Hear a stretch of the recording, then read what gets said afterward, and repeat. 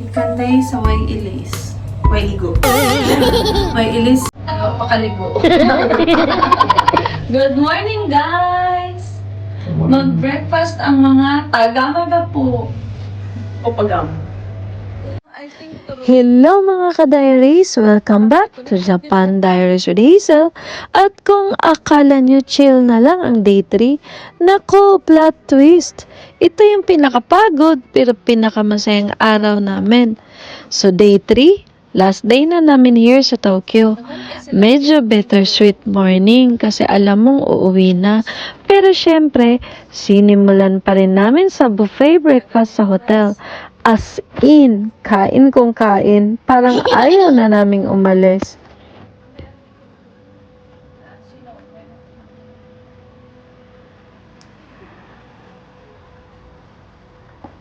Tsaka ako yun.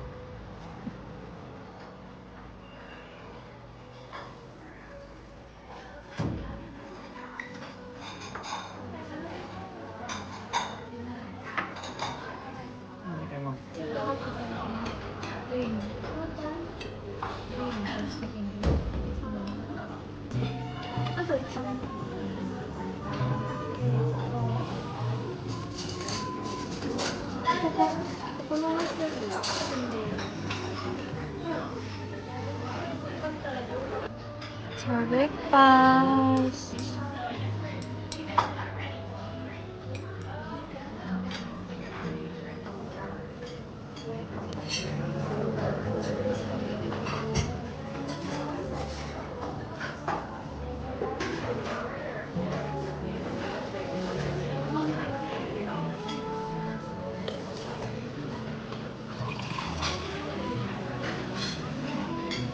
So, man namin nagpagwapa, look. So, ang room is very kalat.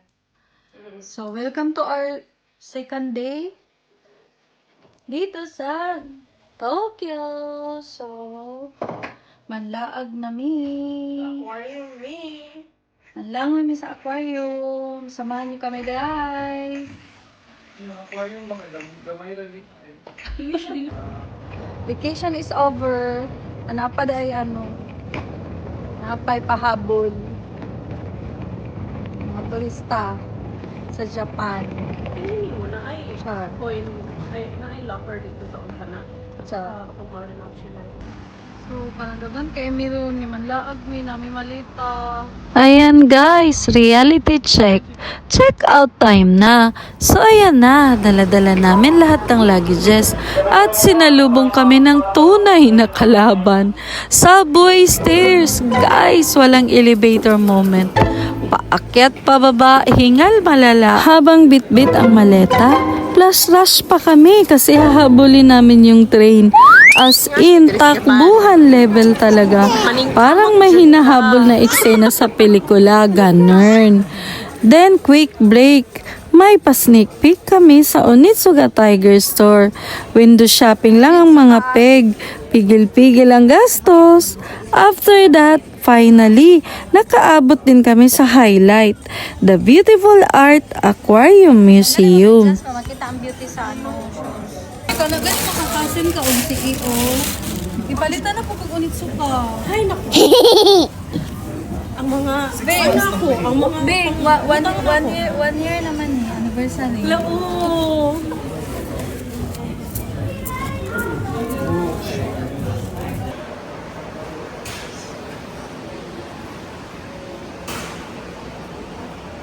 We're here at Ginza. After that, game na agad kami for something magical. We visited the Art Aquarium Museum. Guys, hindi ito ordinaryong aquarium ha.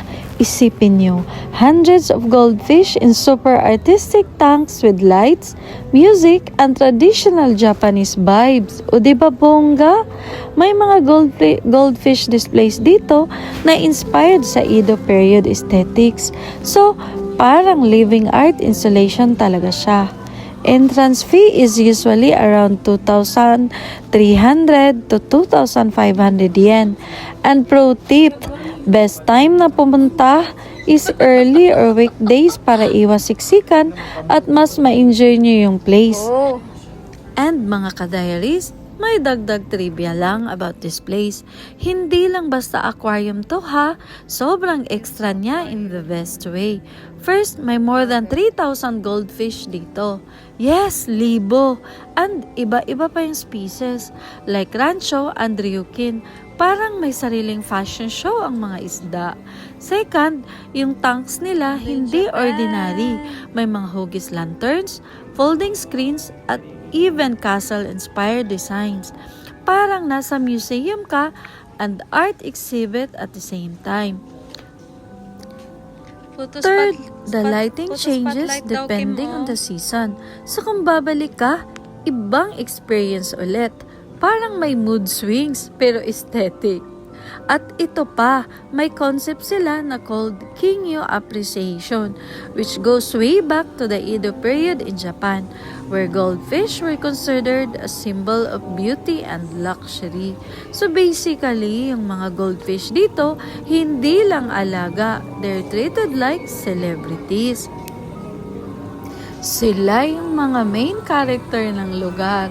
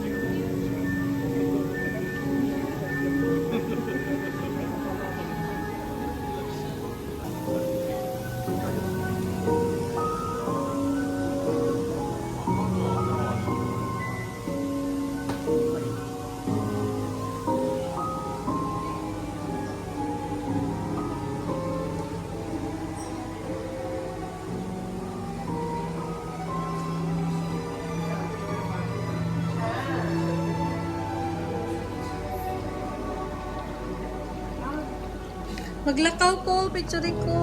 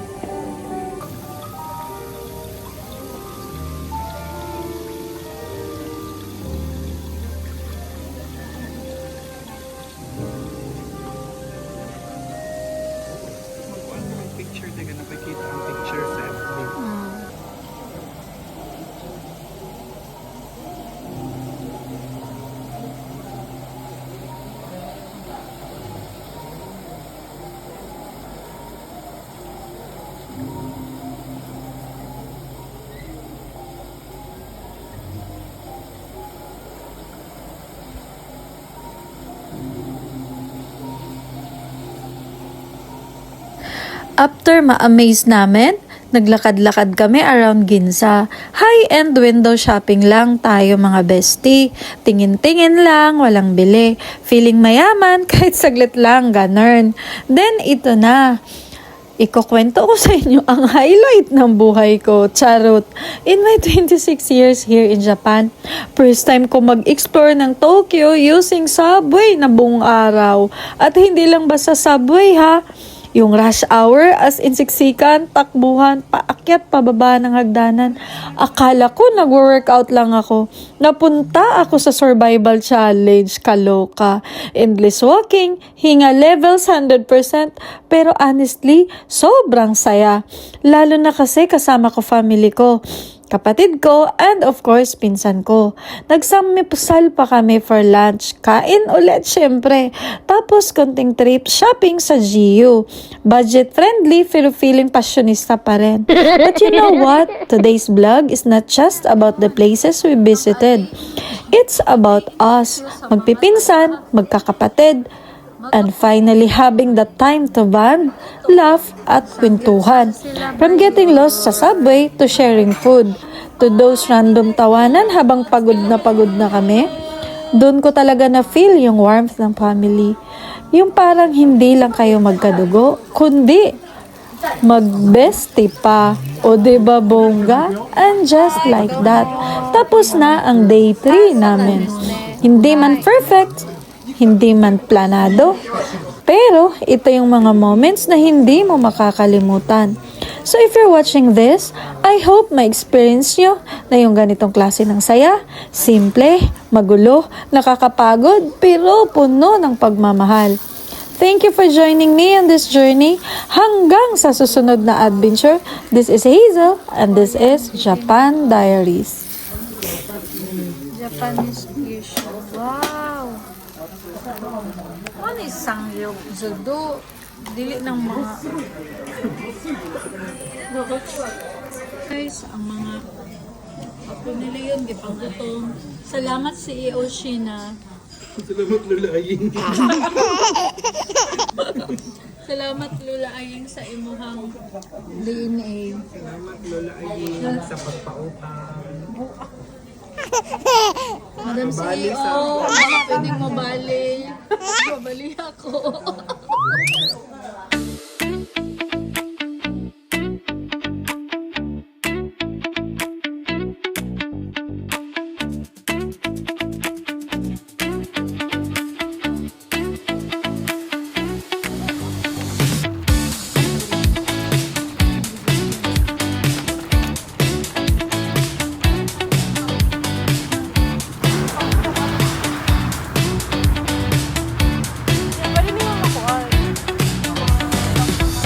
Kat kay mo ba? Baktas lang gid mo dahil kaning kamot mo. Kuya pa, ang bit-bit Gio nga di ay.